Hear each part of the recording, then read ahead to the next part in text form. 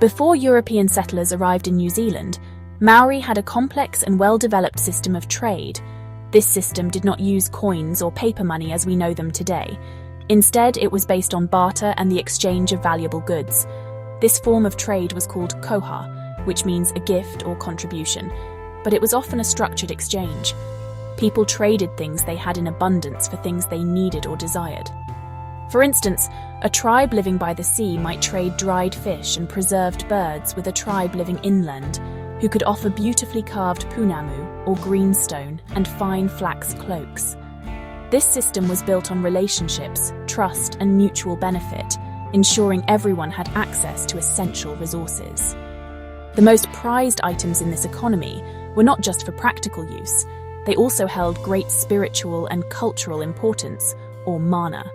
Punamu, a type of nephrite jade found only in the South Island, was incredibly valuable. It was used to make tools, weapons, and beautiful ornaments called heitiki. Other valuable trade items included obsidian, a volcanic glass used for cutting, and totara wood for carving great canoes and meeting houses. The value of an item was not just in its material, but also in its history, its craftsmanship, and the stories associated with it.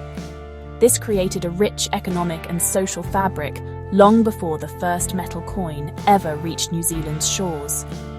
When the first European whalers, traders, and missionaries came to New Zealand in the late 18th and early 19th centuries, they brought their own money with them. The Maori people quickly learned the value of these new items. At first, trade was often for things like metal tools, nails, fish hooks, and blankets, which made daily life easier. Soon, however, foreign coins began to circulate. These coins came from all over the world, including Britain, Spain, India, and the United States. A Spanish silver dollar or a British shilling could be used to buy goods, but there was no standard system. The value of a coin could change from one town to the next, making trade confusing and often unfair. As more settlers arrived, the problem of currency became more serious. There was simply not enough official coins to go around. To solve this, some large companies and private traders started issuing their own tokens. These were small metal discs, often made of copper, that acted like a promise to pay a certain amount. They were not official money from a government, but they were widely accepted in local areas. At the same time, private banks began to operate and printed their own paper banknotes. By the late 1800s, New Zealand had a messy mix of British coins, foreign currency, private tokens, and banknotes from several different banks, all being used at once. For many years, New Zealand officially used British currency. The pounds, shillings, and pence of Great Britain were the legal money of the land. However, a major problem arose during the Great Depression in the 1930s. The value of silver in British coins became higher than the face value of the coins themselves. This meant people could make a profit by melting down the coins and selling the silver. As a result, huge amounts of silver coins were illegally smuggled out of New Zealand to Australia and Britain. This created a severe shortage of coins, making it very difficult for people to conduct everyday business. The government knew it had to act quickly to solve this crisis. The solution was to create a unique New Zealand currency. This would stop the smuggling and give the country more control over its own economy. In 1933, the New Zealand Parliament passed the Coinage Act. This law allowed the country to produce its own silver coins for the first time. The new coins were the same size and weight as their British counterparts, which made the transition easier for the public. The first coins to be issued were the half-crown, florin, shilling, sixpence, and threepence. The penny and halfpenny followed a few years later. This was a very important step for New Zealand as a young nation, showing its growing independence from Britain. To manage the new currency and the country's banking system, the Reserve Bank of New Zealand was established in 1934. The Reserve Bank became the sole authority for issuing coins and banknotes in the country. This ended the era of private banks printing their own money. The bank's first task was to get the new coins into circulation and withdraw the old British coins. The new coins were struck by the Royal Mint in London, as New Zealand did not have its own mint. The first designs featured the head of the reigning British monarch, King George V, on the front, or obverse side. This tradition of featuring the monarch continues to this day. The reverse, or tails side, of these first coins was meant to be temporary. The government quickly launched a competition to find permanent designs that would represent New Zealand's unique identity. They wanted symbols that reflected the nation's culture, wildlife, and heritage. This was a very exciting time, as it was a chance to create a currency that was truly Kiwi. The introduction of these first coins was more than just a practical solution to a currency shortage. It was a powerful statement of national pride and a sign that New Zealand was forging its own path on the world stage, distinct from the British Empire. The new designs for New Zealand's coins were introduced in 1940. This was a special year, as it marked 100 years since the signing of the Treaty of Waitangi. The designs were chosen to celebrate New Zealand's unique character, with a special focus on its native flora and fauna and its Māori heritage. British artist George Kruger Gray was chosen to create the final artwork. He worked closely with New Zealand officials to ensure the designs were authentic and meaningful. The new coins became little pieces of art that people carried in their pockets every day, connecting them to their national identity and the natural world around them. Each coin was given a distinct and beautiful design. The halfpenny featured a Māori hei tiki, a precious neck ornament carved from punamu. The penny showed a tui, a native bird known for its beautiful song. The threepence had crossed patu, which are Māori hand clubs, representing strength and authority. The sixpence displayed a huia, a now extinct bird whose feathers were treasured by Māori chiefs. The shilling featured a figure of a Māori warrior in a powerful crouching stance, holding a taiaha, a traditional weapon. These designs were groundbreaking because they prominently featured Māori culture on the nation's currency, acknowledging its central place in New Zealand's identity. The larger silver coins also received new designs that celebrated the country's unique wildlife and symbols. The florin, a 2-shilling coin, was decorated with a kiwi, the flightless bird that has become New Zealand's most famous national icon. The half-crown showed the New Zealand coat of arms, a symbol of the nation's government and sovereignty. These designs became beloved by New Zealanders and remained on the coins for over 25 years. They created a strong visual language for the country, a set of symbols that were instantly recognisable as belonging to New Zealand. The coins were a daily reminder of the nation's unique heritage. After World War II, the price of silver rose dramatically around the world. It became too expensive to continue making coins from silver. In 1947, New Zealand changed the metal content of its silver coins. The new coins were made from cupronickel, an alloy of copper and nickel. This alloy looked like silver but was much cheaper to produce. The designs, however, remained exactly the same. People continued to use coins featuring the kiwi, the Māori warrior, and the hei tiki. This change was purely practical, but it marked another step in the evolution of New Zealand's currency, responding to global economic pressures while keeping its national symbols intact. For decades, New Zealand used the British system of pounds, shillings, and pence. This system was quite complicated. There were 12 pence in a shilling and 20 shillings in a pound. This meant there were 240 pence in a single pound. Doing calculations with this system could be slow and confusing, especially for children in school and for businesses handling money. Many other countries had already moved to a simpler decimal system, where the currency is based on units of 10 and 100. In the early 1960s, the New Zealand government decided it was time to make the switch as well. The change was planned for Monday, the 10th of July, 1967. This date was known as Decimalisation Day, or D-Day. A massive public education campaign was launched to prepare everyone for the new system. A cartoon character called Mr. Dollar was created to explain the changes in newspapers and on television. He sang a catchy jingle to the tune of 10 Little Indians, reminding people that 10 shillings would equal $1 and 10 cents would equal 1 shilling. The message was clear: the new system would be simpler, faster, and more modern. The campaign was very successful, and by the time D-Day arrived, most New Zealanders were ready for the change. On D-Day, the new decimal coins were released. 6 new coins were introduced: 1 cent, 2 cents, 5 cents, 10 cents, 20 cents, and 50 cents.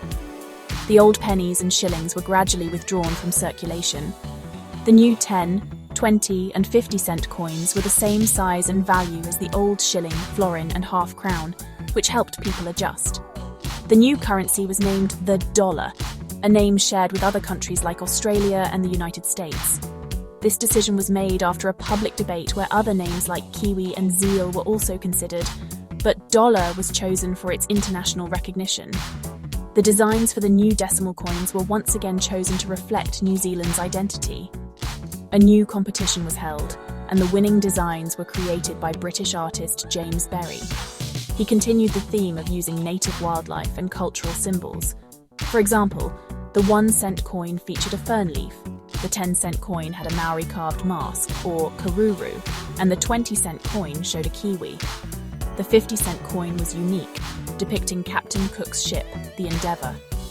The introduction of decimal currency was a huge success and marked a major milestone in New Zealand's economic history, simplifying daily life for everyone. After the successful introduction of decimal currency in 1967, New Zealand's coins, well, they stayed pretty much the same for many years. But by the late 1980s, inflation had made the 1 and 2 cent coins almost worthless. In fact, the bronze metal used to make them was getting more expensive than the actual face value of the coins themselves. It even cost more than 1 cent just to produce a 1-cent coin. Because of this, the government decided it was time to stop making them. On the 30th of April, 1990, the 1 and 2 cent coins were officially withdrawn from circulation. From that point on, cash transactions were rounded to the nearest 5 cents, a method known as Swedish rounding. Then, not long after, another big change came along. The $1 and $2 banknotes were wearing out far too quickly in everyday use. A banknote would only last about 6 months, while a coin could last for over 20 years. To save money, the Reserve Bank decided to swap these notes for coins. The gold-coloured $1 coin was introduced in 1990, and folks started calling it the Kiwi because it featured a kiwi bird on one side.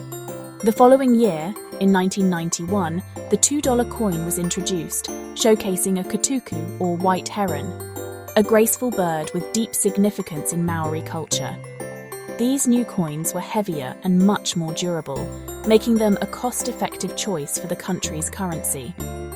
By the early 2000s, it was time for another update. The silver-coloured coins, the 5, 10, 20 and 50-cent pieces, had been in use for nearly 40 years. They were quite large and heavy compared to coins from other countries, and the 50-cent coin was especially big, often getting mixed up with the new $2 coin.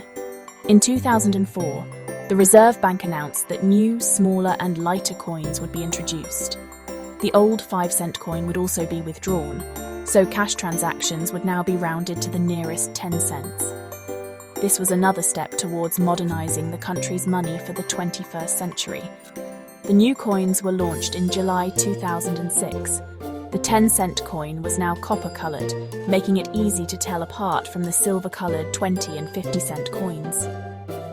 The new coins were made of plated steel, which made them lighter and cheaper to produce.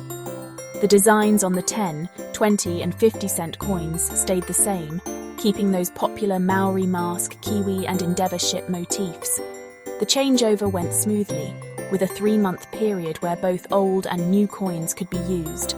After that, the old coins were no longer legal tender.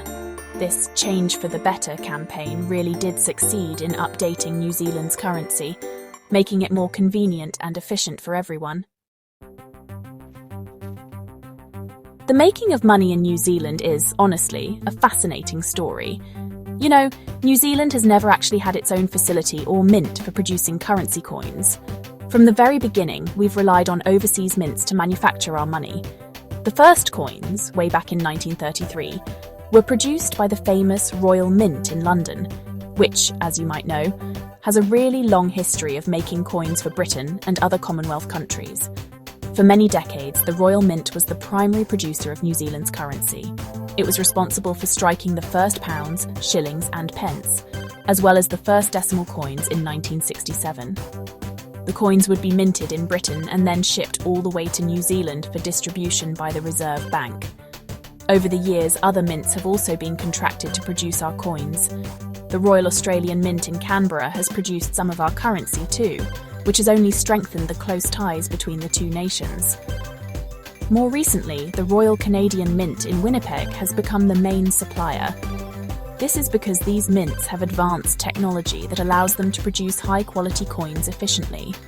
For example, the smaller, lighter coins introduced in 2006 were made in Canada. The choice of mint is often decided through a competitive process, ensuring New Zealand gets the best quality and value for money. The Reserve Bank of New Zealand manages this process and decides on the designs and specifications. The materials used to make our coins have changed quite a bit over time. The first coins were made from 50% silver, but that soon became too expensive. In 1947, New Zealand switched to cupronickel, which is an alloy of 75% copper and 25% nickel, for its silver coins. The early pennies and halfpennies were made of bronze. When decimal currency was introduced, the 1 and 2 cent coins were also made of bronze, while the higher value coins continued to be made of cupronickel. The $1 Kiwi coin, introduced in 1990, is made from an aluminium-bronze alloy, which gives it that distinctive golden color. Today's coins are made using modern, cost-effective technology. The current 10-cent coin has a steel core and is plated with copper, which is why it looks like a copper coin. The 20-cent and 50-cent coins also have a steel core but are plated with nickel, giving them their silver appearance. This plated steel technology makes the coins much cheaper to produce than using solid alloys. It also makes them lighter and gives them electromagnetic properties that can be used in vending machines. The design process remains a careful collaboration between New Zealand artists, the Reserve Bank, and the chosen mint, ensuring each coin is a perfect blend of national identity and technical precision.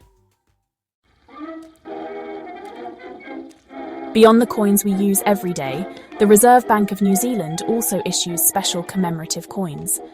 These coins are created to celebrate important national events, anniversaries, and significant aspects of New Zealand culture. They are not intended for general circulation, but are designed for collectors and as souvenirs.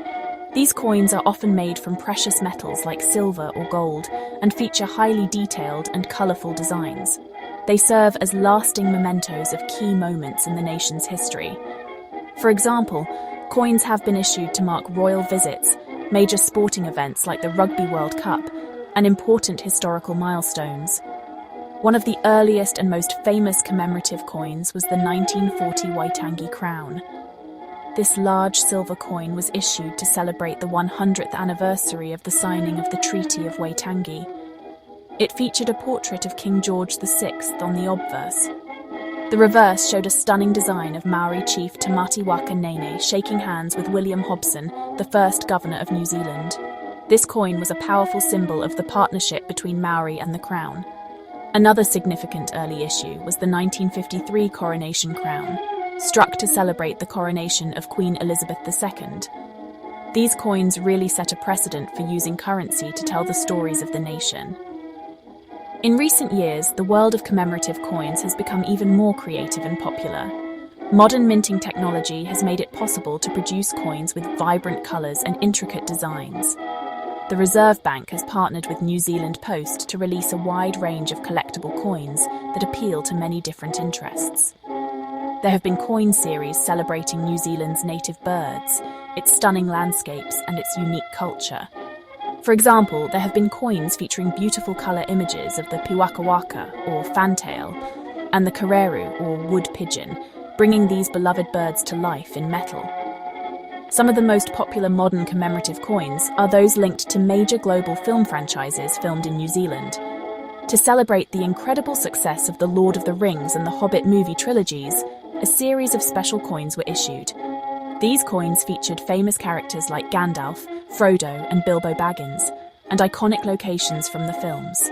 They were incredibly popular with fans and collectors around the world, helping to promote New Zealand as the home of Middle-earth.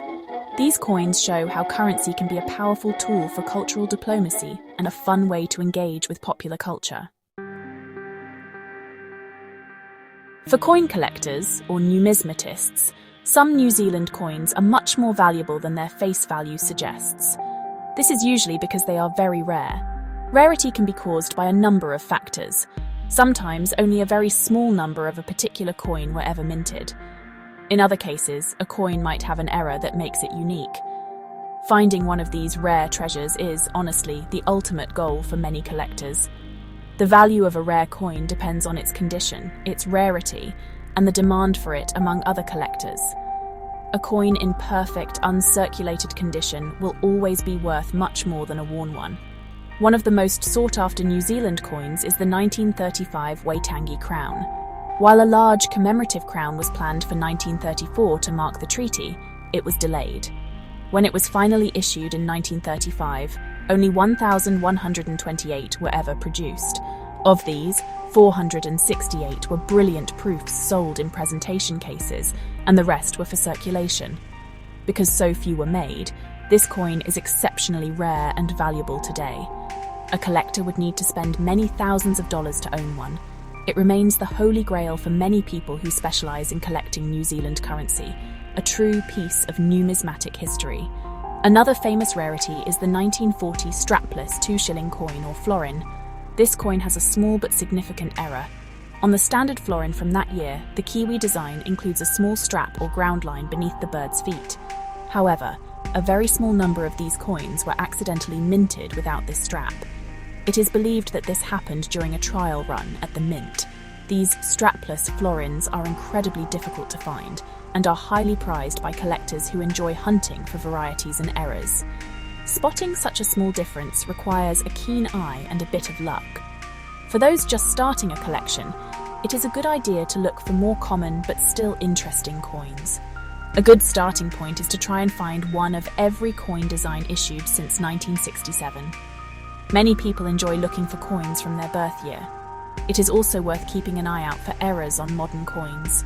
For example, in 2004, a small number of 20-cent coins were accidentally struck with the Canadian Mint's logo on the Queen's effigy instead of the usual logo. These small variations can make a coin much more interesting and valuable. The key to collecting is patience, research, and a passion for the stories that coins can tell. Today, the coins we use in New Zealand are really the result of a long journey of change and modernisation. The current set of circulating coins includes the 10, 20 and 50-cent pieces, as well as the $1 and $2 coins. The 10-cent coin is copper-coloured and features a Māori karuru, or carved mask. The 20-cent coin displays a famous carving of the Māori chief Pukaki. This design, introduced in 1990, replaced the original Kiwi design. The 50-cent coin still shows Captain Cook's ship, the Endeavour. The $1 coin has the Kiwi, and the $2 coin features the elegant katuku, or white heron. These 5 coins are the backbone of our cash transactions. For over 70 years, all New Zealand coins have featured a portrait of Queen Elizabeth II on the obverse, or head side. Her image has been updated several times during her long reign to reflect her age. The first portrait was in 1953, and the most recent one used on our coins was introduced in 1999, designed by Ian Rank Broadley. Following her death in 2022, and the accession of her son, King Charles III, New Zealand's coins are set for another historic change. New coins featuring an official portrait of the new king will be introduced into circulation. The transition to coins with King Charles III's image will happen gradually. The Reserve Bank of New Zealand announced in 2023 that new coins will be minted with a portrait of the king, which has been approved by Buckingham Palace. In keeping with a tradition that dates back centuries, the new monarch will face the opposite direction to his predecessor. Since Queen Elizabeth II faced right, the portrait of King Charles III will face left. The first of these new coins are expected to enter circulation sometime in 2025. Coins featuring Queen Elizabeth II will remain legal tender, so for many years, we will see a mix of both monarchs in our change. The history of New Zealand's currency is a story of growing independence and national identity. It began with the rich Māori system of barter, moved through a chaotic era of foreign money and private tokens, and finally led to the creation of a distinct national currency. From the first silver coins of 1933 to the modern, high-tech coins of today, our money has reflected who we are as a nation.